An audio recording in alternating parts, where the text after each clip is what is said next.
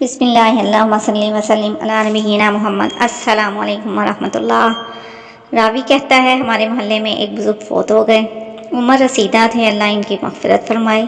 खैर, साथ वाली मस्जिद में उनकी नमाज़ जनाज़ा और फिर तदफ़ीन के बाद ताबूत वापस लाया गया। रात का वक्त था। मस्जिद बंद होने के बाद इस ताबूत को मस्जिद के दरवाजे के सामने रखा गया ताकि सुबह खातिम उठाकर इसे अपनी जगह रखेगा। रात को 3:30 बजे का टाइम होगा कि एक शख्स मस्जिद आया।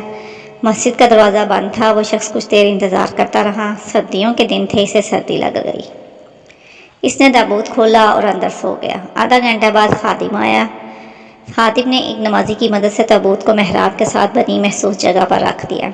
नींद की कुनूदगी की वजह से इन्हें ताबूत के वज़न का भी अंदाज़ा न हुआ। मुअज्जिन ने अजान दी, लोग नमाज के लिए पहुँचे, जमात खड़ी हो गई। 50 के करीब नमाजी जमात में शामिल थे। मैं पहली सफ़ में खड़ा था और दूसरी रकत थी कि सामने ताबूत पे मेरी नज़र पड़ी।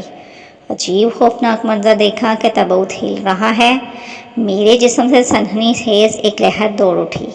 मैंने आंखें बंद कर ली। ताबूत बदस्तूर हिल रहा था, शायद मैयत का ह्योला खड़ा हो।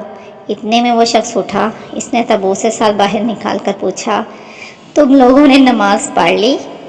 अल्लाह माफ़ करे, लोगों की दौड़ें लग चुकी थीं।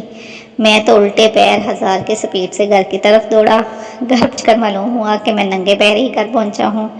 इमाम साहब तो पहले ही बेहोश होकर ज़मीन पर गिर पड़े थे। कुछ लोग दौड़ते हुए दीवारों से टकराने की वजह से गिरे हुए थे। कुछ खैर बाहर भाग रहे थे। कुछ वज़ू खानों के पास फिसल कर गिर चुके थे। सब अंधाधुंध भाग रहे थे। जो शख्स ताबूत पे था वो पीछे से दौड़ रहा था और पूछ रहा था, ओए मैनू भी ते दसो होया की है। अस्सलामु अलैकुम वरहमतुल्लाह।